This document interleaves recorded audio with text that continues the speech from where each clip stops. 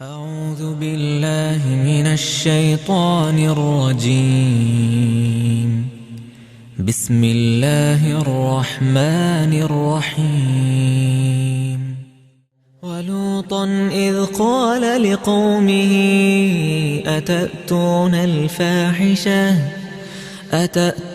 الفاحشة وأنتم تبصرون أئنكم لتأتون الرجال شهوة من دون النساء بل أنتم قوم تجهلون فما كان جواب قومه إلا أن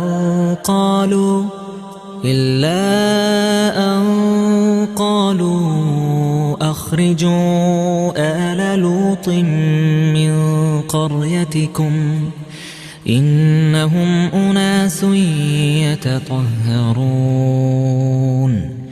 فأنجيناه وأهله إلا امرأته قدرناها من الغابرين وأمطرنا عليهم مطرا فساء مطر المنذرين. അസ്സലാമു അലൈക്കും വറഹ്മത്തുള്ളാഹി വബറകാതുഹു. ഖുർആൻ പദം 1285 ദിവസത്തിലേക്ക് എല്ലാവരെയും ഹാർദമായി സ്വാഗതം ചെയ്യുന്നു. വിശുദ്ധ ഖുർആനിലെ 27-ാമത്തെ അധ്യായമായ സൂറത്തുൻ നംലിലെ 54 മുതൽ 58 വരെയുള്ള ആയത്തുകളാണ് ഇന്ന് പഠന വിധേയമാക്കുന്നത്. ക്ലാസ് ആരംഭിക്കുന്നതിനായി ആദരണീയനായ ഡോക്ടർ എ വിലായത്തുള്ള സാഹിബിനെ ക്ഷണിക്കുന്നു. അസ്സലാമു അലൈക്കും വറഹ്മത്തുള്ളാഹി വബറകാതുഹു. أعوذ بالله من الشيطان الرجيم. بسم الله الرحمن الرحيم.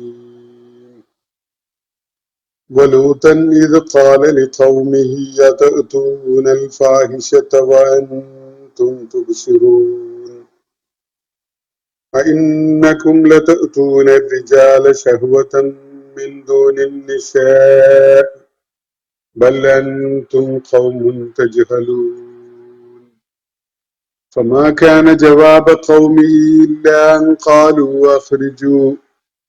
أخرجوا آل لوط من قريتكم إنهم أناس يتطهرون فأنجيناه وأهله إلا امرأته قدرناها من الغابرين وأمطرنا عليهم مطرا فساء مطر المنذرين. صدق الله العلي العظيم. സൂറത്തുൻ നംലിലെ 54 മുതൽ 58 വരെയുള്ള ആയത്തുകളാണ് ഞാൻ നിങ്ങളെ കേൾപ്പിച്ചിട്ടുള്ളത്.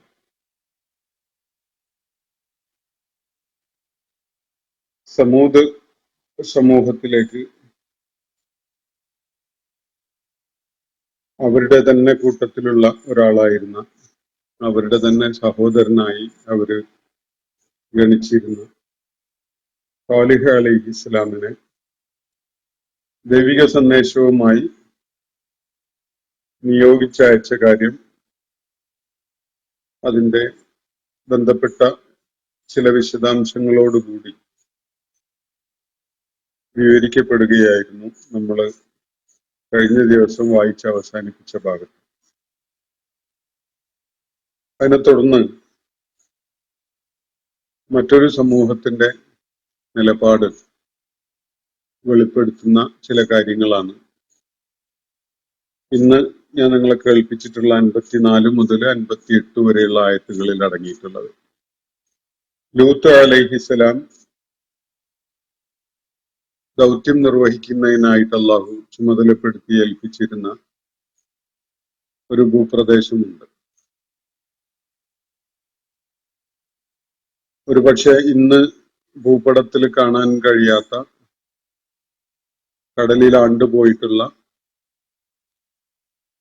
ഒന്നോ രണ്ടോ ഗ്രാമങ്ങൾ അല്ലെങ്കിൽ ഒന്നോ രണ്ടോ പട്ടണങ്ങളെ കേന്ദ്രീകരിച്ചുകൊണ്ടുള്ള താരതമ്യേന വിശാലതയുള്ള ഒരു ഭൂപ്രദേശം. ആ ഭൂപ്രദേശത്തേക്കാണ് ലൂത്ത് അലൈഹിസ്സലാമിനെ നിയോഗിക്കുകയുണ്ടായത്. ഇബ്രാഹിം അലൈഹിസ്സലാമിന്റെ അടുത്ത ബന്ധുവായ ലൂത്ത് അലൈഹിസ്സലാം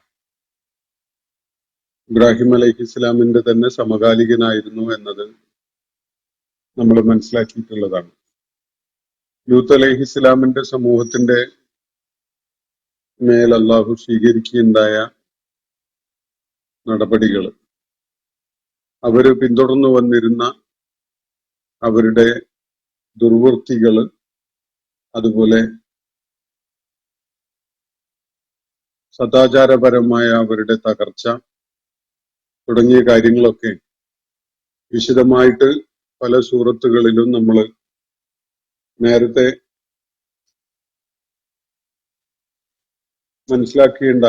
ഉണ്ടായതാണ്.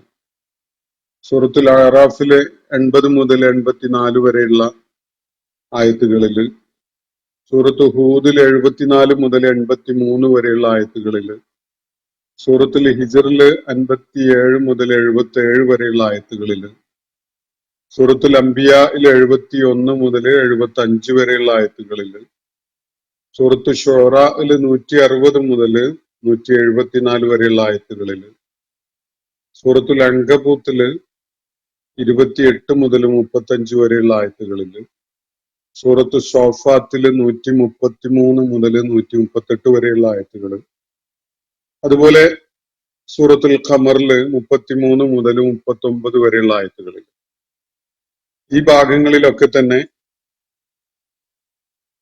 പ്രതിപാദിക്കപ്പെടുന്ന ഒരു വിഷയമാണ് ലൂത്ത് അലൈഹിസ്സലാമും അദ്ദേഹത്തിന്റെ സമൂഹവുമായി ബന്ധപ്പെട്ടുകൊണ്ടുള്ള കാര്യങ്ങൾ.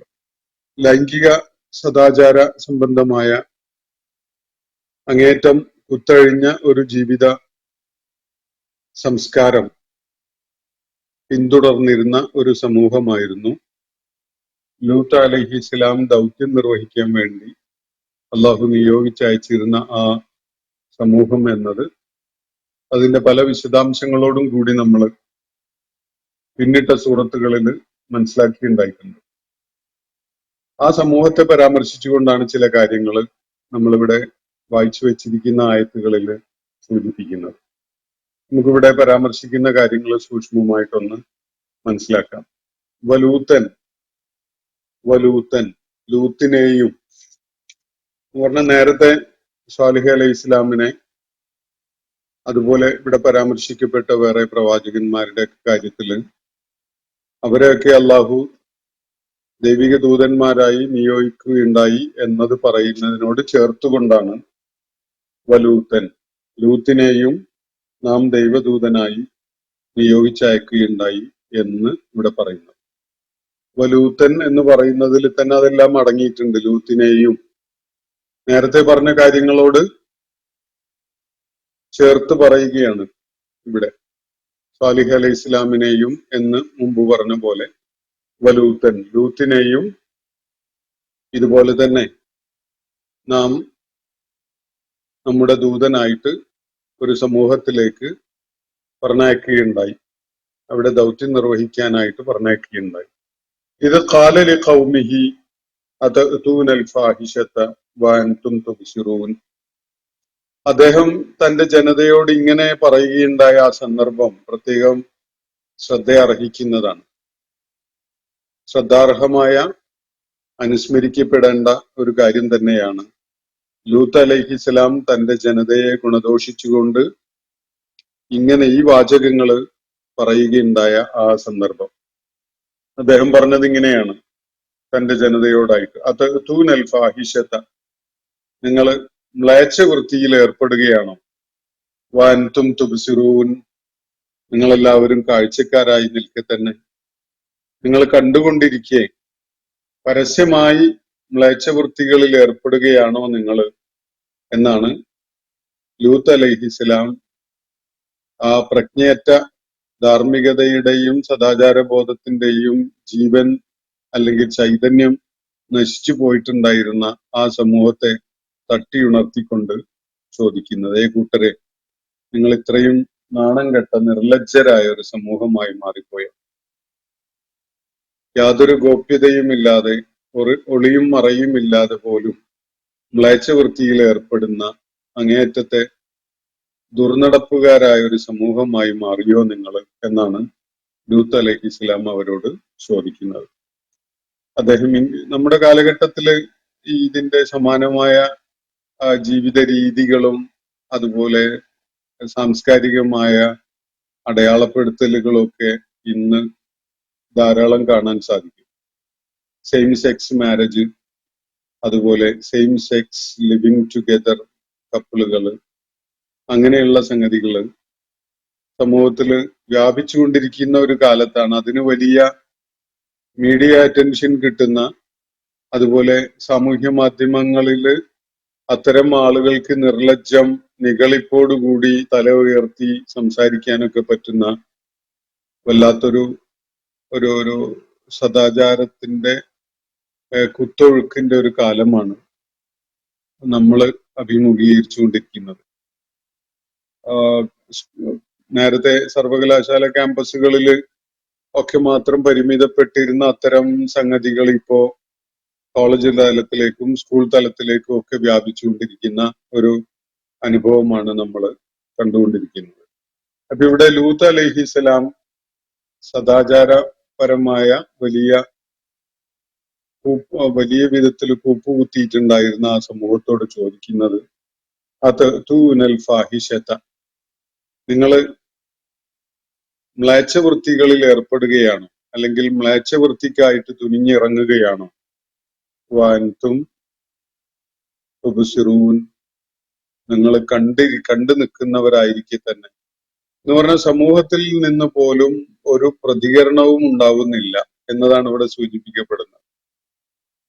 സദാചാര വിരുദ്ധമായ ധാർമ്മികതയുടെ യാതൊരു അതിർവരമ്പുകളും പാലിക്കപ്പെടാത്ത വിധത്തിലുള്ള ബന്ധങ്ങള്, ലൈംഗിക ബന്ധങ്ങള്, അത് വളരെ പരസ്യമായും നിർലജ്ജമായും യാതൊരു നാണവും ഇല്ലാതെയും അത് അത്തരം പ്രവർത്തനങ്ങളിലും ബന്ധങ്ങളിലും ഏർപ്പെട്ടുകൊണ്ടിരിക്കുന്ന ഒരു സമൂഹം അവര് മേൽക്കൈ നേടിയിരിക്കുകയാണ്. കാരണം കാണുന്നവരൊന്നും അതിനോട് പ്രതികരിക്കാനേ പോകുന്നില്ല.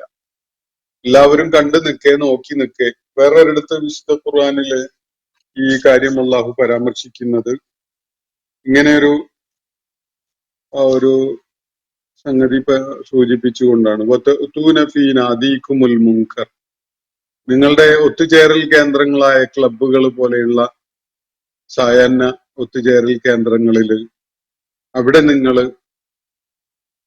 എല്ലാവരും കാണെ പരസ്യമായുള്ള മുൻകറുകൾ, പരസ്യമായി വെറുക്കപ്പെട്ട, നാട്ടിനും സംസ്കാരമുള്ളവർക്കും ഒന്നും പരിചയമില്ലാത്ത വിധത്തിലുള്ള കാമകേളികൾക്കായിട്ട് നിങ്ങൾ പരസ്യമായി ചെല്ലുകയാണോ എന്നാണ് അവിടെ സൂചിപ്പിക്കുകയുണ്ടായി.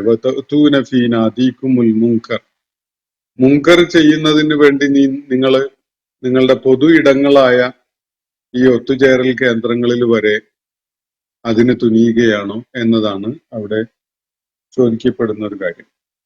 അപ്പൊ ഇവിടെ അള്ളാഹു പറയുന്നത് വഅൻതും തുബ്സിറൂൻ എന്നാണ്. നിങ്ങളെല്ലാവരും കണ്ടുകൊണ്ടിരിക്കുക, നിങ്ങളെല്ലാവരും അറിയുന്നവരായിരിക്കുക. ഏതാണ് ശരി ഏതാണ് തെറ്റ് എന്നതിനെ കുറിച്ച് നിങ്ങൾക്കൊക്കെ നന്നായിട്ട് അറിവുള്ള അവസ്ഥയിൽ നിങ്ങളതൊക്കെ കണ്ടും അറിഞ്ഞും പരസ്യമായി ഈ മ്ലേച്ഛവൃത്തിക്ക് തുനിഞ്ഞിറങ്ങുകയാണോ നിങ്ങൾ എന്നതാണ് ലൂത്ത് സമൂഹത്തോട് അവരിലേക്ക് നിയോഗിക്കപ്പെട്ട പ്രവാചകൻ ലൂത്ത് അലൈഹിസ്സലാം ചോദിക്കുന്നത്. അഇന്നക്കും ലതൂന റിജാല ശഹവതൻ, തുടർന്ന് അത് കുറച്ചുകൂടി വിശദമാക്കുകയാണ് ഇവിടെ. അഇന്നക്കും ലതൂന റിജാല ശഹവതൻ, നിങ്ങളെ കാമപൂർത്തീകരണത്തിന് വേണ്ടി നിങ്ങൾ ആണുങ്ങളെയാണോ സമീപിക്കുന്നത്? മിൻ ദൂനിൻ നിസാ, പെണ്ണുങ്ങളെ മാറ്റി നിർത്തിക്കൊണ്ട്, സ്ത്രീകളെ മാറ്റി നിർത്തിക്കൊണ്ട് നിങ്ങൾ പുരുഷന്മാരെയാണോ? ഈ അഭിസംബോധന പുരുഷന്മാരോടാണ്. നിങ്ങൾ പുരുഷന്മാരെയാണോ കാമപൂർത്തീകരണത്തിന് വേണ്ടി സമീപിക്കുന്നത്? സ്ത്രീകളെ വേണ്ട എന്ന് വെച്ചുകൊണ്ട് നിങ്ങൾ സ്വവർഗരതിയിലാണോ ആനന്ദം കണ്ടെത്തുന്നത് എന്നതാണ് ചോദ്യം. ഇന്നക്കും ലതൂന റിജാല ഷഹ്വത്തൻ. ഷഹ്വത്ത് എന്ന് പറഞ്ഞാൽ കാമാസക്തിയോടുകൂടി, ലൈംഗിക താല്പര്യത്തോടുകൂടി നിങ്ങൾ സമീപിക്കുന്നത് പുരുഷന്മാരെയാണോ? സ്ത്രീകളെ ഒഴിവാക്കിയിട്ട് പുരുഷന്റെ ലൈംഗികതക്ക് സ്വാഭാവികമായി അള്ളാഹു ഒരുക്കി വെച്ചിരിക്കുന്ന ഒരു സംവിധാനമാണ് സ്ത്രീ എന്നത്. സ്ത്രീയുടെ ലൈംഗികതക്ക് അള്ളാഹു പ്രകൃതിപരമായി തന്നെ ഒരുക്കിയിട്ടുള്ള സംവിധാനമാണ് പുരുഷൻ. എന്നാൽ ഈ വ്യവസ്ഥയെ തകിടം മറിച്ചുകൊണ്ട് ഇവിടെ നിർലജ്ജതയുടെ ഒരു സംസ്കാരം തഴച്ചു വളരുകയാണ് ഈ നാട്ടില്, ഈ സമൂഹത്തിൽ. അള്ളാഹുവിന്റെ ഏകത്വത്തെ ഉയർത്തിപ്പിടിച്ചുകൊണ്ട് ദൈവിക പ്രവാചകൻ എന്നുള്ള നിലക്ക് സമൂഹത്തോട് സംസാരിക്കുന്നതോടൊപ്പം തന്നെ ലൂത്ത് അലൈഹിസ്സലാം അവരുടെ ഈ സദാചാരപരമായ തകർച്ച, ഈ കൂപ്പുകുത്തൽ, അതിനെക്കുറിച്ചാണ് ആ സമൂഹത്തോട് വളരെ പ്രാധാന്യത്തോടു കൂടി സംസാരിക്കുന്നത്. ഇന്നക്കും ലതൂന റിജാല ശഹ്വതൻ മിൻ ദൂനിൻ നിസാ. സ്ത്രീകൾക്ക് പകരമായി നിങ്ങൾ പുരുഷന്മാരെയാണോ ലൈംഗിക ആസക്തിയുടെ പൂർത്തീകരണത്തിനായിട്ട് സമീപിക്കുന്നത്? ബൽ അൻതും ഖൗമുൻ തജ്ഹലൂൻ. നിങ്ങൾ വല്ലാതെ പിഴച്ചു പോയിരിക്കുന്ന, വല്ലാതെ ബോധം നഷ്ടപ്പെട്ടു പോയ, പ്രജ്ഞ നഷ്ടപ്പെട്ടു പോയ ഒരു സമൂഹം തന്നെയാണ്. കടുത്ത അവിവേകമാണ് നിങ്ങൾ ചെയ്തുകൊണ്ടിരിക്കുന്നത്. നിങ്ങൾ ജഹാലത്തിന്റെ ആളുകളായി മാറിയിരിക്കുന്നു. ഒരുപാട് അർത്ഥസൂചനകൾ അടങ്ങിയിട്ടുള്ള ഒരു വാക്കാണ് ഈ തജ്ഹലൂൻ എന്നത്. നിങ്ങൾ ജാഹിലുകളായിരിക്കുന്നു എന്ന് വേണമെങ്കിൽ അതിനെ അർത്ഥം പറയാം. ജഹാലത്താണ് അതിന്റെ റൂട്ട് വേർഡ്. ജഹാലത്ത് എന്നത് അവിവേകമാണ്, അജ്ഞതയാണ്, ബുദ്ധിശൂന്യതയാണ്, മടയത്തരമാണ്, അങ്ങനെ പലതുമാണ്. ഓരോ സന്ദർഭത്തിനനുസരിച്ച് ചെറിയ ചെറിയ വ്യത്യാസങ്ങൾ സൂചിപ്പിക്കപ്പെടുന്ന വിധത്തിലുള്ള ഒരു പ്രയോഗമാണ് ഇതിലടങ്ങിയിട്ടുള്ളത്. അപ്പോൾ നിങ്ങൾ എന്തായാലും വല്ലാത്ത മൂഢന്മാരായ, വല്ലാത്ത പ്രജ്ഞാശൂന്യരായ, അവിവേകികളായ ഒരു കൂട്ടര് തന്നെയാണ് കേട്ടോ എന്നാണ് ലൂത്ത് അലൈഹിസ്സലാം തന്റെ ജനതയോട് അവരുടെ ഈ സദാചാരപരമായ കുത്തഴിച്ചിലിനെ പരാമർശിച്ചുകൊണ്ട് പറയുന്നത്. ഫമാകാന ജവാബ ഖൗമിഹി ഇല്ലാ അൻ ഖാലു. ലൂത്ത് അലൈഹിസ്സലാം ഇങ്ങനെ പറഞ്ഞപ്പോ അദ്ദേഹത്തിന്റെ സമൂഹം നൽകിയ മറുപടി, ഇങ്ങനെ മറുപടി നൽകി, ഇങ്ങനെ ഘോഷണത്തോടു കൂടിയുള്ള ഒരു സംസാരം നടത്തി എന്നതല്ലാതെ മറ്റൊന്നുമായിരുന്നില്ല. അവര് പറഞ്ഞ മറുപടി ഇതാണ്: അഖ്രിജു ആല ലൂത്ത് മിൻ ഖറിയതികും. ലൂത്ത് കുടുംബത്തെ ഇവിടുന്ന്, നിങ്ങളുടെ ഈ നാട്ടിൽ നിന്ന്, നിങ്ങളുടെ ഈ പട്ടണത്തിൽ നിന്ന് പുറത്താക്കി കളയും. അവരെവിടെ വെച്ച് നിർത്താൻ പാടില്ല, വെച്ച് പൊറുപ്പിച്ചുകൂടാ. ആലു ലൂത്തിനെ ഇവിടുന്ന് വേഗം പുറത്താക്കിക്കോളും. ഇന്നഹും ഉനാസുൻ യതതഹറൂൻ. അവര് വല്ലാത്ത വിശുദ്ധന്മാരായിട്ട് അഭിനയിക്കുന്ന അല്ലെങ്കിൽ നടിക്കുന്ന ഒരു കൂട്ടരാണ്, വല്ലാത്ത ശുദ്ധി കാണിക്കുന്ന ഒരു കൂട്ടരാണ് എന്ന് പറഞ്ഞുകൊണ്ട് പരിഹസിച്ചുകൊണ്ടാണ് അവര് ലൂത്ത് അലൈഹിസ്സലാമിനോട് പ്രതികരിക്കുന്നത്. ലൂത്ത് അലൈഹിസ്സലാമിന്റെ നാട്ടുകാരാണ്. അവര് വഴിവിട്ട വിധത്തിലുള്ള എല്ലാവിധ കുത്തഴിച്ചിലും ചെന്നുപെട്ട കാര്യത്തെ സൂചിപ്പിച്ചപ്പോ അവരുടെ മറുപടി ഫമാകാന ജവാബ ഖൗമിഹി, അദ്ദേഹത്തിന്റെ ജനതയുടെ മറുപടി ഇങ്ങനെയല്ലാതെ മറ്റൊന്നുമായിരുന്നില്ല. ഇല്ലാ അൻ ഖാലു, അവരിങ്ങനെ പറഞ്ഞു എന്നതായിരുന്നു അവരുടെ മറുപടി. അഖ്രിജു ആല ലൂത്ത്. ലൂത്ത് കുടുംബത്തെ, ലൂത്ത് അലൈഹിസ്സലാമിന്റെ കുടുംബത്തെ, അദ്ദേഹത്തെയും കുടുംബത്തെയും ഈ പട്ടണത്തിൽ നിന്ന് അല്ലെങ്കിൽ ഈ നഗരത്തിൽ നിന്ന്, ഈ പ്രദേശത്ത് നിന്ന് പുറത്താക്കി കളയും. ഇന്നഹും ഉനാസുൻ യതതഹറൂൻ. അവര് വലിയ വിശുദ്ധി ചമയുന്ന ആളുകളാണ്. അവര് വലിയ ശുദ്ധന്മാര്, നമ്മളൊക്കെ ഏഴാങ്കുലികള് എന്ന നിലക്ക് ആണ് അവര് കാണുന്നത്. നമ്മളൊന്നും, നമ്മുടെ ജീവിതം ഒന്നും സംശുദ്ധിയുള്ളതല്ല, ലൂത്തും കുടുംബവും എല്ലാം തികഞ്ഞ കൂട്ടര് എന്ന വിധത്തില് അദ്ദേഹത്തെ പരിഹസിച്ചുകൊണ്ടാണ്. അവരെ ഇനി ഇവിടെ വെച്ച് പൊറപ്പിക്കാൻ പറ്റൂല, കാരണം അവര് നമുക്ക് വലിയൊരു ശല്യമായി മാറിയിട്ടുണ്ട്. അവര് വലിയ വിശുദ്ധി ചമയുന്ന ആളുകള്, അങ്ങനെയുള്ള ആളുകളെ ഒന്നും ഇവിടെ നിലനിർത്തിയാലും നമുക്ക് മുന്നോട്ട് പോകാൻ കഴിയില്ല. ഇന്നഹും മുനാസുൻ യതതഫറൂൻ. ഉനാസ് എന്ന് പറഞ്ഞ സമൂഹം, ജനങ്ങൾ എന്നൊക്കെയാണ് അർത്ഥം. അപ്പോ ഇന്നഹും ഉനാസുൻ യതതഫറൂൻ, അവര് വലിയ ശുദ്ധി കാണിക്കുന്ന, വലിയ ശുദ്ധി ചമയുന്ന ആളുകളായിട്ട് ഇവിടെ നിഗളിക്കുകയാണ്.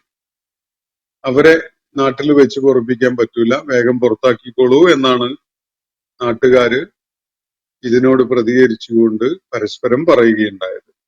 ഫഅൻജയ്നാഹു വഅഹ്ലഹു, അതിനെ തുടർന്ന് അദ്ദേഹത്തെയും കുടുംബത്തെയും നാം രക്ഷപ്പെടുത്തുകയുണ്ടായി. ഇല്ലംറഅതഹു, അതിൽ പക്ഷേ അദ്ദേഹത്തിന്റെ പത്നി പെടുമായിരുന്നില്ല.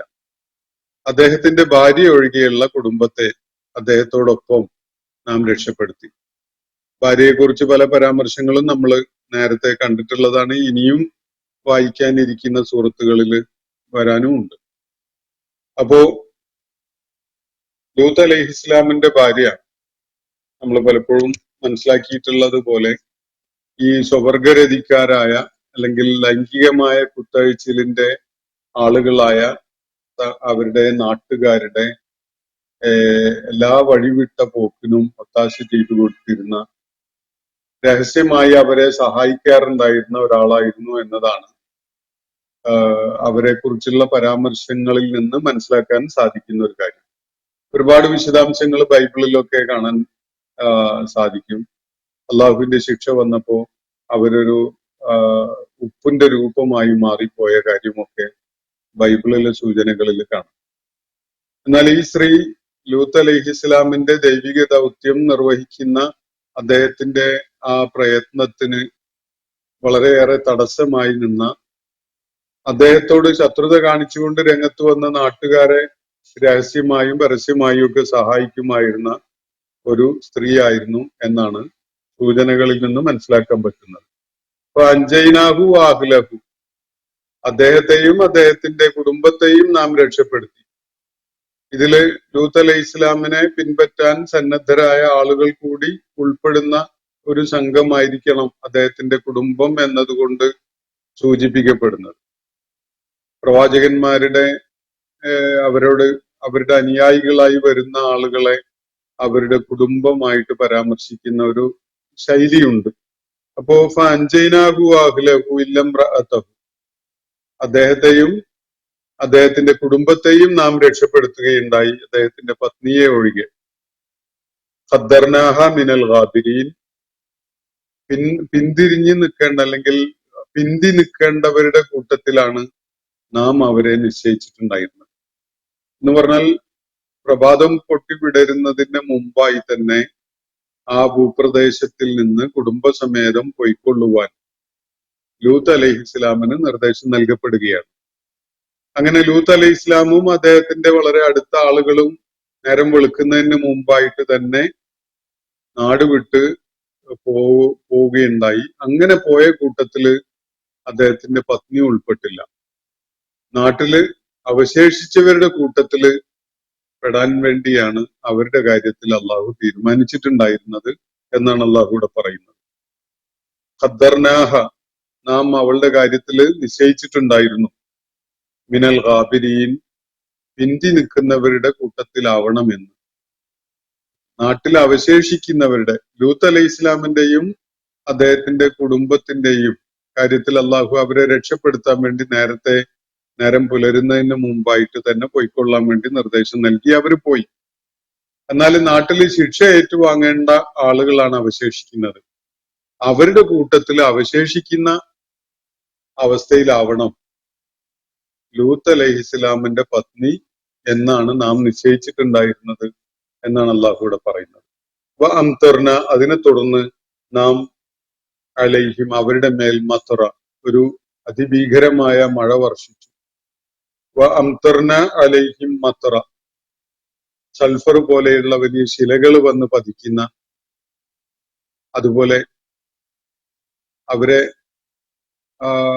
അവരുടെ നാട്ടിലെ ജലാശയങ്ങളുടെ രാസഘടനയെ തന്നെ മാറ്റിമറിക്കുന്ന വിധത്തിലുള്ള ഒരു മഴയായിരുന്നു അത് എന്നാണ് വിശുദ്ധ ഖുർആന്റെ സൂചനകളിൽ നിന്നും അതുപോലെ ചരിത്ര സ്രോതസ്സുകളിൽ നിന്നൊക്കെ മനസ്സിലാക്കാൻ സാധിക്കുന്നത്.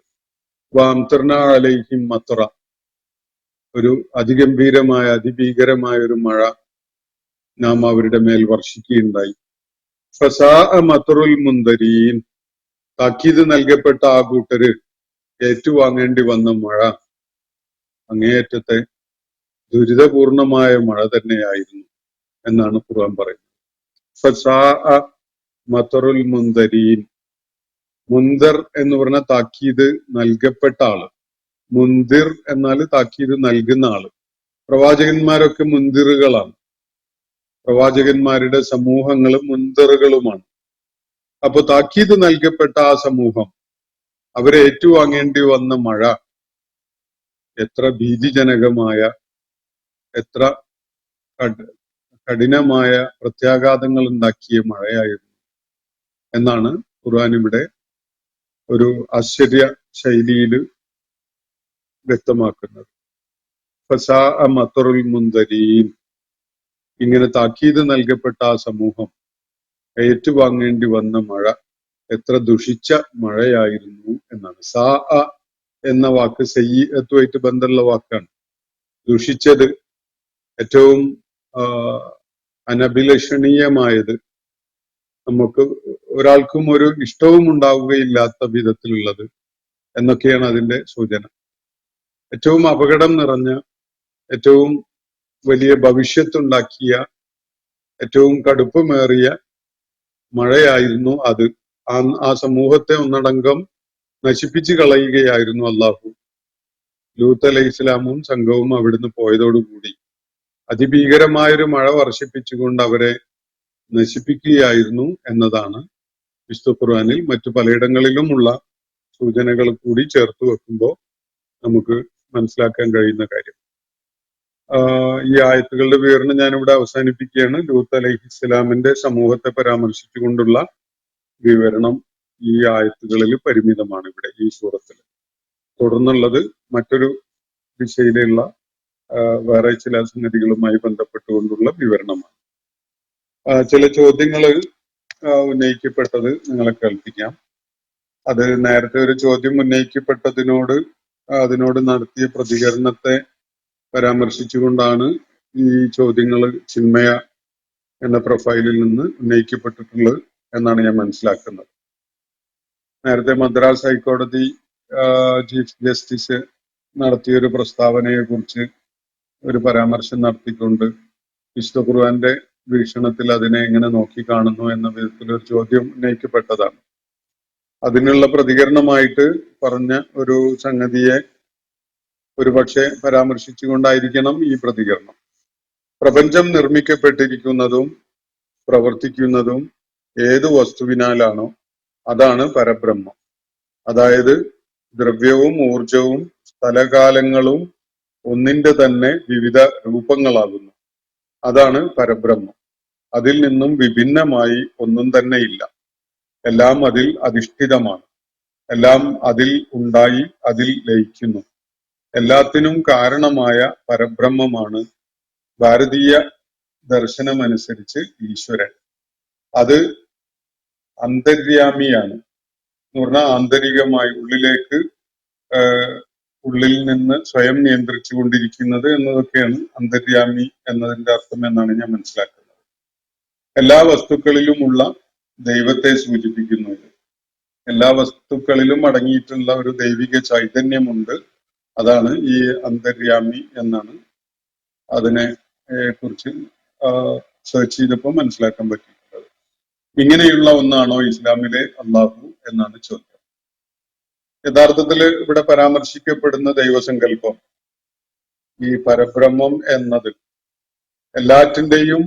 എല്ലാം എന്തുകൊണ്ടാണോ ഉണ്ടായിട്ടുള്ളത്, ഒരു വസ്തുവായാലും ജീവിയായാലും ഊർജമായാലും സ്ഥലമായാലും കാലമായാലും അതൊക്കെ ഉയർക്കൊണ്ടിട്ടുള്ളത് ഈ പരബ്രഹ്മത്തിൽ നിന്നാണ്.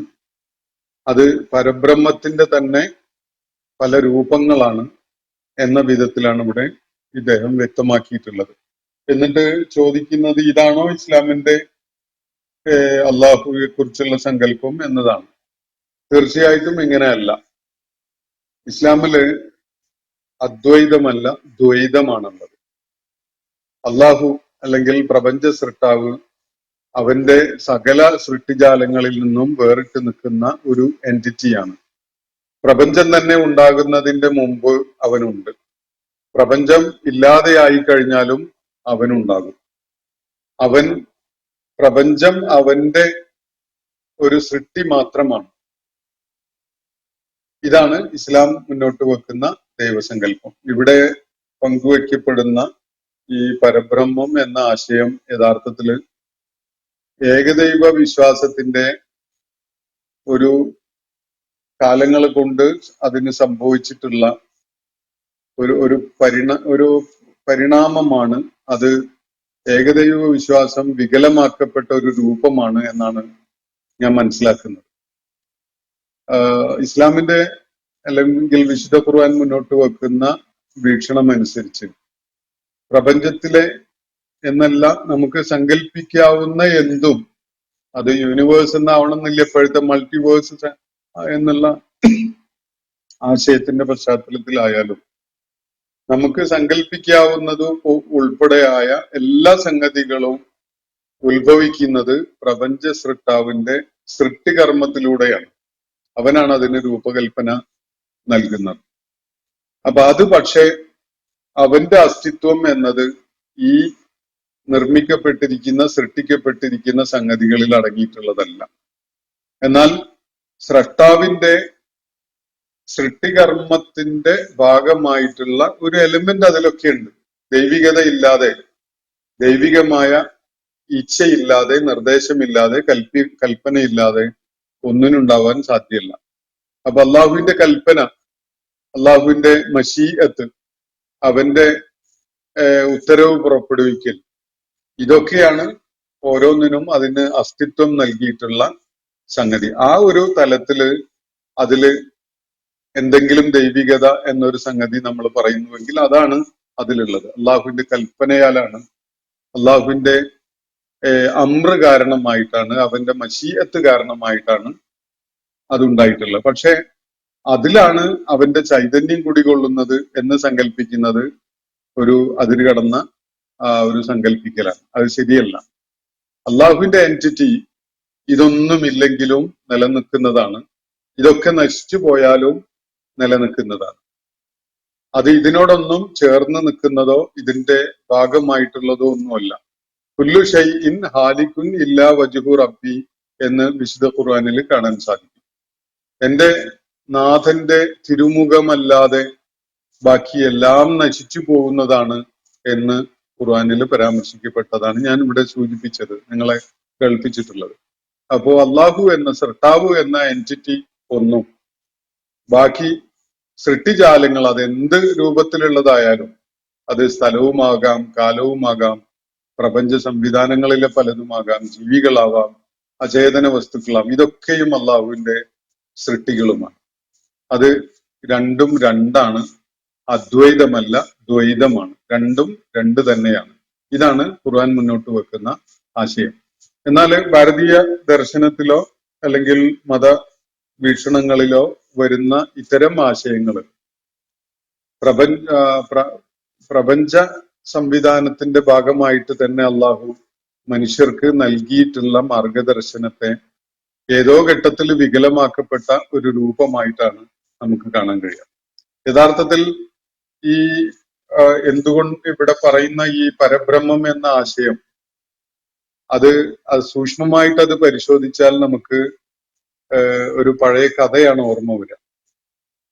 പണ്ടൊരു രാജാവ് വളരെ ഏറ്റവും നേർത്ത തുണി വസ്ത്രം അണിയണം എന്ന് ആഗ്രഹിച്ചുകൊണ്ട് നെയ്ത്തുകാരോട് അങ്ങനെ വളരെ നേർത്ത വസ്ത്രം ഉണ്ടാക്കി കൊണ്ടുവരാൻ പറഞ്ഞ്, അങ്ങനെ എത്ര നേർപ്പിച്ചതും അയാൾക്ക് എത്ര നേർത്ത വസ്ത്രമായാലും അയാൾക്ക് അത് തൃപ്തി പോരാ, ഇതിനേക്കാളും നേർത്തത് വേണം എന്ന് പറഞ്ഞുകൊണ്ട് അവസാനം രാജാവിനെ അവര് ഒരു വസ്ത്രം ഉടുപ്പിക്കുന്ന ഒരു സംഭവം ഉള്ളത്. അവസാനം ഇവര് കൊണ്ടുവന്ന് വസ്ത്രം അയാളെ അണിയിച്ചു എന്ന് പറയുക മാത്രമാണ് ചെയ്യുന്നത്, അണിയിക്കുന്നില്ല. വസ്ത്രമില്ല. പിന്നെ മേല് ഏറ്റവും നേർത്ത വസ്ത്രമാണ് ഇപ്പോൾ അണിയിച്ചിരിക്കുന്നത് എന്ന് രാജാവിനോട് പറയാണ്. രാജാവ് നഗ്നനാണ് യഥാർത്ഥത്തിൽ, അയാളുടെ മേലൊന്നുമില്ല എന്നതാണ് വസ്തുത. അതേപോലെയുള്ള ഒരു ഒരവസ്ഥയാണ് ഈ പരബ്രഹ്മ ആ ആശയത്തിലേക്ക് വരുമ്പോ ദൈവവിശ്വാസം അല്ലെങ്കിൽ ദൈവസങ്കല്പം എന്നതിന് സംഭവിച്ചിട്ടുള്ളത്. പിന്നെ അവിടെ ദൈവമില്ല, ഈ വസ്തുക്കളിൽ തന്നെയുള്ളൂ, അതിന്റെ ജീവൽ ചൈതന്യം മാത്രമേ ഉള്ളൂ. കല്ലും മുള്ളും ഗോളങ്ങളും സൂര്യനും ചന്ദ്രനും ഇതിലൊക്കെയുള്ള ചൈതന്യമാണ് ദൈവം. അതിന് വെളിയിലായിട്ട് ഒന്നുമില്ല എന്ന് പറയുമ്പോ യുക്തിതലത്തിലും സൂക്ഷ്മമായ ശാസ്ത്രീയ തലത്തിലും ഒക്കെ അതിനെ വിശകലനം ചെയ്താൽ നിങ്ങൾക്ക് ബോധ്യപ്പെടും അത് ദൈവനിഷേധമാണ്. ദൈവമില്ല എന്ന് പറയുന്നതിന് തുല്യമാണത്. വേറെ ദൈവമില്ല. ഇതിന് ഇവയൊക്കെ നിയന്ത്രിക്കുന്ന ഒരു ശക്തിയായിട്ടല്ലാതെ ദൈവം എന്നതിനൊരു ന്യായീകരണം പോലും ഇല്ല. കാരണം സൂര്യൻ പ്രവർത്തിക്കുന്നത് അത് അതിന്റെ അകത്തടങ്ങിയിട്ടുള്ള ഒരു ദിവ്യ ചൈതന്യം കൊണ്ടാണ്. ഒരു ഏകകോശ ജീവി പ്രവർത്തിക്കുന്നത് അതിന്റെ അകത്ത് ഉള്ള ഒരു ദിവ്യ ചൈതന്യം കൊണ്ടാണ്. അതിന് വെളിയിലായിട്ട് അതിനെ നിയന്ത്രിക്കുന്ന ഒരു ശക്തിയില്ല എന്ന് വരുമ്പോ ഇതൊക്കെയേ ഉള്ളൂ. ഇതിനപ്പുറത്ത് ഇതിന് വെളിയിലായിട്ട് ബാഹ്യമായിട്ട് അല്ലെങ്കിൽ ഇവയെ നിയന്ത്രിക്കുന്ന ഒരു ദൈവം എന്നൊരാശയം പിന്നെ അവിടെ നിലനിൽപ്പില്ല. അതുകൊണ്ട് രാജാവിന് ഉടുതുണിയില്ല എന്ന് ഒരു ചെറിയ കുട്ടി വിളിച്ചു പറഞ്ഞതുപോലെ ഞാന് നിങ്ങളോട് വിളിച്ചു പറയാൻ ഉദ്ദേശിക്കുന്നത്, നിങ്ങളുടെ ഈ പരബ്രഹ്മം എന്ന ഈ ആശയത്തിൽ ദൈവമില്ല. യഥാർത്ഥത്തിൽ അതൊരു മിഥ്യയാണ്. ഈ വസ്തുക്കള് അതില് ഉള്ള ചൈതന്യമോ ജീവനോ എന്താണ് അതിലുള്ളതെന്ന് വെച്ചാൽ അതൊക്കെ ഉള്ളൂ. നിങ്ങളുടെ ഈ ആശയത്തില് ഈ സംഗതികളെയൊക്കെ നിയന്ത്രിച്ചു കൊണ്ടിരിക്കുന്ന ഒരു ദൈവം എന്ന സംഗതിയേ ഇല്ല. ഇതിന് പകരം വിശുദ്ധ ഖുർആൻ മുന്നോട്ട് വെക്കുന്നത് യുദബ്ബിറുൽ അംറ മിനസ് സമാഇ ഇലൽ അർദ് എന്നൊരു പ്രയോഗം വിശുദ്ധ ഖുർആനിൽ കാണാം. അവന്റെ വാനലോകത്ത് നിന്ന് ഭൂമിയിലേക്ക് ഓരോ സൂക്ഷ്മമായ കാര്യങ്ങളിലും അവന്റെ നിർദ്ദേശങ്ങൾ നൽകിക്കൊണ്ടേയിരിക്കുന്നു എന്നാണ്. ഒരു തന്മാത്രയുടെ ഘടന പ്രവർത്തനക്ഷമമാവുന്നത്, ഒരു ആറ്റമിന്റെ പ്രവർത്തനം ഫലപ്രദമാവുന്നത്, ഒരു ശരീരത്തിൽ മനുഷ്യന്റേതോ ജീവജാലങ്ങളുടേതോ ആയ ശരീരത്തിലെ ഓരോ പ്രവർത്തനവും, അതിന്റെ കോശഘടനയിലെ ഓരോ പ്രവർത്തനവും, അതുപോലെ അചേതന വസ്തുക്കളിലെ ഓരോ എലിമെന്റിന്റെയും പ്രവർത്തനങ്ങളും, അതുപോലെ കോസ്മിക് വേൾഡിലേക്ക് നമ്മൾ കോസ്മോളജിയെ ഫോക്കസ് ചെയ്തുകൊണ്ട് കാണുമ്പോൾ സൂര്യനും ചന്ദ്രനും നക്ഷത്രങ്ങളും പോലെയുള്ള സംവിധാനങ്ങൾ, ഇതൊക്കെയും പ്രവർത്തനക്ഷമമാകുന്നത് നിരന്തരം പടച്ച തമ്പുരാനിൽ നിന്ന് നൽകപ്പെടുന്ന നിർദ്ദേശപ്രകാരമാണ് എന്നതാണ് ഖുർആൻ മുന്നോട്ട് വെക്കുന്ന കാര്യം. ഇതിനെ നിങ്ങൾ തെറ്റായിട്ട് മനസ്സിലാക്കിയിട്ട് ഇങ്ങനെ ഒരു വികലമായ വളരെ അബദ്ധജടിലമായ ഒരു ആശയത്തിലേക്ക് പോയതാണ് ഈ പരബ്രഹ്മം എന്ന ആശയം. എന്നാൽ മൗലികമായിട്ട് ഈ പരബ്രഹ്മം എന്ന ആശയത്തില് ഒരു ഏകദൈവ ദർശനം അടങ്ങിയിട്ടുണ്ട്. അതാണ് അദ്ദേഹത്തിന്റെ കുറിപ്പിലെ ഈ അവസാനത്തിൽ അദ്ദേഹം സൂചിപ്പിച്ച ഒരു സംഗതി ഉണ്ടല്ലോ, എല്ലാറ്റിനും കാരണഭൂതനായ ദൈവം. പക്ഷെ ആ ദൈവം ഈ അവന്റെ സൃഷ്ടികളില് അങ്ങ് ലയിച്ചില്ലാതെയായിരിക്കുകയാണ് എന്ന ഒരു മിഥ്യ ഏറ്റവും അപകടകരവും ഏറ്റവും അബദ്ധജടിലവുമായ ഒരു ആശയത്തിലേക്കാണ് ഈ പരബ്രഹ്മം എന്ന ആശയത്തിലേക്ക് എത്തുമ്പോഴേക്ക് അവര് കൂപ്പുകുത്തിയിട്ടുള്ളത്.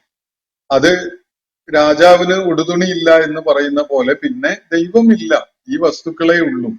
അവക്ക് ബാഹ്യമായി അവയെ നിയന്ത്രിക്കുന്ന, എല്ലാറ്റിനെയും ആസൂത്രണം ചെയ്യുന്ന, എല്ലാറ്റിനും ഉത്തരവാദിത്തം ഏൽക്കുന്ന, ആൻസറബിലിറ്റി ഉള്ള ഒരു ദൈവം പിന്നീട് അവശേഷിക്കുന്നില്ല അതില്. അപ്പൊ അത് ഹൈന്ദവ ദർശനത്തില് സംഭവിച്ചിട്ടുള്ള ഒരു വ്യതിചലനമാണ് എന്നല്ല, ഏറ്റവും അബദ്ധജടിലമായ ഒരു ആശയം അതില് ദൈവിക സന്ദേശത്തിൽ കടന്നുകൂടിയിട്ട് അതിനെ നശിപ്പിച്ചതാണ്. അതുകൊണ്ടാണ് ഈ പൂർവിക മതങ്ങള് ഈ വിധത്തിൽ വികലമാക്കപ്പെട്ടതാണ് എന്ന ഒരു സന്ദേശം വിശുദ്ധ ഖുർആൻ മുന്നോട്ട് വെക്കുന്നത്. മറ്റൊരു ചോദ്യം അദ്ദേഹം ഉന്നയിച്ചിട്ടുള്ളത്, അള്ളാഹു അവതരിപ്പിക്കപ്പെട്ടിരുന്നത് പ്രപഞ്ചത്തിന് പുറത്തിരിക്കുന്ന മനുഷ്യനെ പോലെ ചിന്തിക്കുന്ന, ആരാധിക്കപ്പെടണമെന്ന ആഗ്രഹമുള്ള, ആരാധിക്കാത്തവരെ കഠിനമായി ശിക്ഷിക്കാൻ നോക്കിയിരിക്കുന്ന ഒരു വ്യക്തിയായി അല്ലേ എന്നാണ് അദ്ദേഹം സൂചിപ്പിക്കുന്നത്. ഇതിൽ പറയുന്ന പകുതി കാര്യങ്ങൾ വസ്തുതാപരവും പകുതി വസ്തുത വിരുദ്ധവുമാണ്. ഇദ്ദേഹം ചോദിക്കുന്നത് അള്ളാഹുവിനെ കുറിച്ച് ഈ ഖുർആൻ മുന്നോട്ട് വെക്കുന്ന ആശയം അവൻ പ്രപഞ്ചത്തിന് ബാഹ്യമായിട്ടാണ്. തീർച്ചയായിട്ടും പ്രപഞ്ചത്തിന്റെ ഭാഗമല്ല അള്ളാഹു. പ്രപഞ്ചം അവന്റെ സൃഷ്ടിയാണ്. അവൻ പ്രപഞ്ചത്തിന് ബാഹ്യമായിട്ടുമാണ്. അവന്റെ നിർദ്ദേശപ്രകാരമാണ് പ്രപഞ്ചം ഉണ്ടായിരിക്കുന്നത് തന്നെ. പിന്നെ മനുഷ്യനെ പോലെ ചിന്തിക്കുന്ന എന്നത് ഒരു വളരെ ഫൂളിഷായ ഒരു ആശയമാണ്. മനുഷ്യനെ പോലെയല്ല, സ്രഷ്ടാവായ ദൈവത്തെ പോലെയാണ് ഇവിടെ അള്ളാഹു ചിന്തിക്കുന്നത്. മനുഷ്യനെ പോലെയല്ല. മനുഷ്യന് ഒരുപാട് പരിമിതികളുണ്ട്. ഒരുപാട് പരിമിതികളുടെ അകത്ത് നിന്നുകൊണ്ട് മാത്രമേ മനുഷ്യന് ചിന്തിക്കാനും മനസ്സിലാക്കാനും സാധിക്കുകയുള്ളൂ. അതുപോലെയല്ല. ആരാധിക്കപ്പെടണമെന്ന ആഗ്രഹം എന്നത് ദൈവത്തിന് എന്തെങ്കിലും ആവശ്യം ഉണ്ടായിട്ടല്ല. അത് ദൈവത്തിന്റെ സൃഷ്ടിജാലങ്ങൾക്ക് അവനുമായുള്ള ബന്ധത്തിന്റെ ഒരു പേരാണ് ഈ ആരാധനാ വിധേയപ്പെടല് എന്നൊക്കെ പറയുന്നത്. കാരണം അവൻ സൃഷ്ടാവായതുകൊണ്ട് അവനെ സൃഷ്ടാവായി അംഗീകരിക്കുക എന്നതിന്റെ ഒരു എക്സ്പ്രഷൻ മാത്രമാണ് ആരാധന എന്ന് പറയുന്നത്. അത് നിങ്ങൾ ഈ വാക്കുകളിൽ പറയുമ്പോൾ ഉണ്ടാകുന്ന ഒരു അർത്ഥശോഷണമുണ്ട്. ആ അർത്ഥശോഷണം അള്ളാഹുവിനെ സംബന്ധിച്ചിടത്തോളം യോജിക്കുന്ന ഒരു കാര്യമേ അല്ല. ആരും ആരാധന ചെയ്തിട്ടില്ലെങ്കിലും, നിങ്ങളൊന്നും അവന് വിധേയപ്പെടാൻ കൂട്ടാക്കുന്നില്ലെങ്കിലും, പ്രപഞ്ചത്തിലുള്ള ഒരാളും തന്നെയും അവന് വിധേയപ്പെടാൻ സന്നദ്ധരാവുന്നില്ല എങ്കിൽ പോലും അവന്റെ ദിവ്യത്വം എന്നത് അവനെ മഹത്വപ്പെടുത്തിക്കൊണ്ട് അവന്റെ ആ സമുന്നതമായ പദവിയും സ്ഥാനവും ഒക്കെ അവന് നിലനിൽക്കുന്നു എന്നതാണ് അള്ളാഹുവിന്റെ പ്രത്യേകത. അങ്ങനെ തന്നെ ഖുർആൻ പറയുന്നുണ്ട്. ഇപ്പോ ആരാധിക്കാത്തവരെ കഠിനമായി ശിക്ഷിക്കാൻ നോക്കിയിരിക്കുന്ന എന്നൊക്കെ പറയുമ്പോൾ വളരെ ഒരു സില്ലിയായ ഒരു സമീപനം അതിൽ സ്വീകരിക്കപ്പെടുന്നുണ്ട്. യഥാർത്ഥത്തില് പ്രപഞ്ച സ്രഷ്ടാവായ അള്ളാഹുവിന് വിധേയപ്പെടാതിരിക്കുന്നത് ഒരു സൃഷ്ടിക്കും യോജിച്ച ഒരു സംഗതിയല്ല. ആരെങ്കിലും അവനോട് ഇടയുന്നുവെങ്കിൽ ആ ഇടയലിനാണ് അവന് ആരാധന ചെയ്യാതിരിക്കുക എന്ന് പറയുന്നതിന്റെ അർത്ഥം. അതാണ് അതിന്റെ സൂചന. അപ്പോ സൃഷ്ടികളുടെ ഒരു സ്വാഭാവികമായിട്ട് വരേണ്ട ഒരു കാണിക്കേണ്ട ഒരു വിധേയത്വമുണ്ട് പ്രപഞ്ച സൃഷ്ടാവിനോട്. അതാണ് യഥാർത്ഥത്തില് ആരാധന എന്ന കാര്യം എന്നത് മനസ്സിലാക്കുമ്പോൾ ഇതിന്റെ ആ സില്ലിനെസ് അങ്ങ് ഒഴിവാകും. അള്ളാഹു സൃഷ്ടാവ് എന്നുള്ള നിലക്ക് അവന്റെ സൃഷ്ടിജാലങ്ങളൊക്കെയും തന്നെ അവന് വിധേയപ്പെടണം എന്നതാണ് അവൻ ആഗ്രഹിക്കുന്നത്, അവൻ പ്രതീക്ഷിക്കുന്നത്, അവൻ ആവശ്യപ്പെടുന്നത്. ഇതാണ് അതിലടങ്ങിയിരിക്കുന്ന വസ്തുത.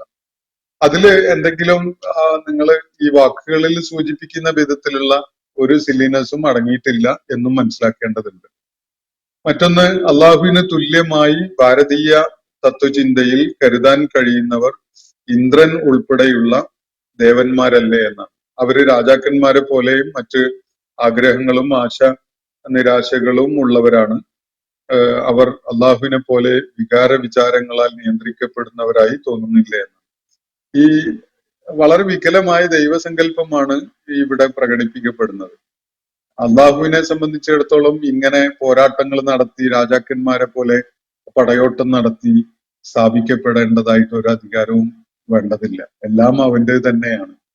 ഇത് മനുഷ്യന്റെ കാര്യത്തില് അള്ളാഹു അവർക്ക് സ്വാതന്ത്ര്യം നൽകിക്കൊണ്ട് ഒരു പരീക്ഷണത്തിന് വിധേയമാക്കുന്നു എന്ന് മാത്രമേ ഉള്ളൂ. ഒരു സംഗതിയും മനുഷ്യൻ പോലും അള്ളാഹുവിന്റെ പിടുത്തത്തിന്, അള്ളാഹുവിന്റെ നിയന്ത്രണത്തിന് അതീതമല്ല എന്ന വസ്തുത നിങ്ങൾ മനസ്സിലാക്കുമ്പോൾ ഇന്ദ്രനെ പോലെയോ അല്ലെങ്കിൽ ഈ അധികാരവും പടയോട്ടവും ഒക്കെ നടത്തി ഈ എല്ലാറ്റിനെയും വെട്ടിപ്പിടിക്കാൻ മുതിരുന്ന ഒരു ചക്രവർത്തിയെ പോലെയൊന്നോ ആണ് ദൈവം എന്ന് സങ്കല്പിക്കുന്നത്, അള്ളാഹു എന്ന് സങ്കല്പിക്കുന്നത് വളരെ ഫൂളിഷായ ഒരു സംഗതിയാണ്. കാരണം ഇതൊക്കെയും അവൻ്റെതാണ്. അതിനെ ആവേണ്ട കാര്യമൊന്നുമില്ല. നിങ്ങളുടെ കണ്ടനാടിയിലെ തുടിപ്പ് പോലും പടച്ച തമ്പുരാന്റെ നിയന്ത്രണത്തിലാണ്. അതുകൊണ്ട് അവനൊരു പടയോട്ടം നടത്തി ഇന്ദ്രനെ പോലെ അല്ലെങ്കിൽ വേറെ അത്തരം സംഗതികള് ചെയ്യുന്ന മനുഷ്യരുടെ കൂട്ടത്തിലെ ചക്രവർത്തിമാരുടെയോ അല്ലെങ്കിൽ അധികാരം കൈയാളുന്നവരുടെയോ ഒന്നും പോലെ ആണ് അള്ളാഹു എന്ന് പറയുന്നത്. അതിന് യാതൊരു അർത്ഥവുമില്ല. അത് നിങ്ങൾക്ക് അള്ളാഹു എന്ന ആശയം മനസ്സിലാവാത്തത് കൊണ്ട് മാത്രമുള്ള പ്രശ്നമാണ്. പിന്നെ മറ്റൊരു കാര്യം കൂടി അദ്ദേഹം സൂചിപ്പിച്ചത്, ഇസ്ലാം ഒരു അടുക്കും ചിട്ടയും ഉള്ള സംഘടിത സംവിധാനമല്ലേ, അതിലെ ആരാധന പോലും ഒരു പരേഡിന് തുല്യമായ ഒന്നല്ലേ, ഒരു കമാൻഡറെ അനുസരിച്ച് ലൈനിൽ നിന്നുകൊണ്ടല്ലേ ആരാധന പോലും നിർവഹിക്കുന്നത് എന്നാണ്. ഇസ്ലാമിലെ ആരാധനയ്ക്ക് ഈ ഇവിടെ സൂചിപ്പിക്കപ്പെട്ട വിധത്തിൽ അടുക്കും ചിട്ടയും ഉണ്ട്, സംഘടിത സ്വഭാവമുണ്ട്, ഒരു സൈനിക പരിശീലനത്തിന്റെ സ്വഭാവമുണ്ട്, അതിന്റെ സാമൂഹ്യ തലവും അതുപോലെ അള്ളാഹുവിന് വിധേയപ്പെടുന്ന ആളുകളെ സജ്ജമാക്കി നിർത്തുന്നതിന്റെ ഒക്കെ ഒരു റിഫ്ലക്ഷൻ ഒക്കെ അതിൽ കാണാൻ സാധിക്കും എന്നത് ഒരു വസ്തുതയാണ്. അതേ സമയത്ത് തന്നെ അവരൊക്കെയും തന്നെ ആരാധനയിൽ ഏർപ്പെടുന്ന ഓരോരുത്തരും അള്ളാഹുവിനോടുള്ള ഒരു ഹൃദയബന്ധം സ്ഥാപിക്കുന്നതിലാണ് ആ ആരാധനയുടെ ചൈതന്യം കുടികൊള്ളുന്നത്. ഒരാൾക്ക് സ്വകാര്യമായി സ്വന്തമായി റിയലൈസ് ചെയ്യാൻ കഴിയുന്ന വിധത്തിലല്ല ഇസ്ലാമിലെ ആരാധനകൾ വെച്ചിട്ടുള്ളത്. നിർബന്ധമായ ആരാധനാ കർമ്മങ്ങൾ, നമസ്കാരം പോലെയുള്ളത് അങ്ങനെ ഒരു നേതാവിന്റെ കീഴിൽ വളരെ ഒരു സൈനിക ചിട്ടയോടുകൂടി നിർവഹിക്കപ്പെടുന്ന ഒരു കാര്യം തന്നെയാണ്. അതിന് ചില സാമൂഹ്യ തലങ്ങളുണ്ട്. അത് അതിന് അതിൻ്റെതായ ഇമ്പാക്ട്, സോഷ്യൽ ഇമ്പാക്റ്റ് ഉണ്ട്. അതുപോലെ പല കാര്യങ്ങളും അതുമായി ബന്ധപ്പെട്ടുകൊണ്ട് നമുക്ക് വിശദമായി സംസാരിക്കേണ്ടതുണ്ട്. അത് മറ്റൊരു അവസരത്തിലേക്ക് നീക്കിവെക്കുകയാണ് ഞാൻ. എന്തായാലും അത് നിങ്ങൾ ഉദ്ദേശിക്കുന്ന പോലെ ഇന്ദ്രനെ പോലെയോ അല്ലെങ്കിൽ ചക്രവർത്തിമാരെ പോലെയോ സമ്രാട്ടുകളെ പോലെയോ ഉള്ള ഒരു റോളിലല്ല അള്ളാഹു ഉള്ളത്. ഈ ആളുകളും ധിക്കരിക്കുന്ന ആളുകളും ഒക്കെ തന്നെയും ഏത് നിമിഷവും പൂർണ്ണമായും അവന്റെ നിയന്ത്രണത്തിലാണ്. അങ്ങനെ ആവുമ്പോഴേ അവൻ പ്രപഞ്ച സൃഷ്ടാവായ എല്ലാറ്റിനെയും നിയന്ത്രിക്കുന്ന ദൈവമായി മാറുകയുള്ളൂ എന്നതാണ് വസ്തുത എന്നുകൂടി സൂചിപ്പിച്ചുകൊണ്ട് അവസാനിപ്പിക്കുകയാണ്. വാഹുദാവന അനിൽ അൽഹംദുലില്ലാഹി റബ്ബിൽ ആലമീൻ. അസ്സലാമു അലൈക്കും വറഹ്മത്തുള്ളാഹി. ഇന്നത്തെ ഖുർആൻ പദം ഇവിടെ സമാപിക്കുന്നു. ഖുർആൻ പഠനത്തിൽ പങ്കെടുത്ത എല്ലാവർക്കും അല്ലാഹു അർഹമായ പ്രതിഫലം നൽകി അനുഗ്രഹിക്കട്ടെ. വആഖിർ ദഅവാന അനിൽ ഹംദുലില്ലാഹി റബ്ബിൽ ആലമീൻ. അസ്സലാമു അലൈക്കും വറഹ്മത്തുള്ളാഹി വബറകാതുഹു.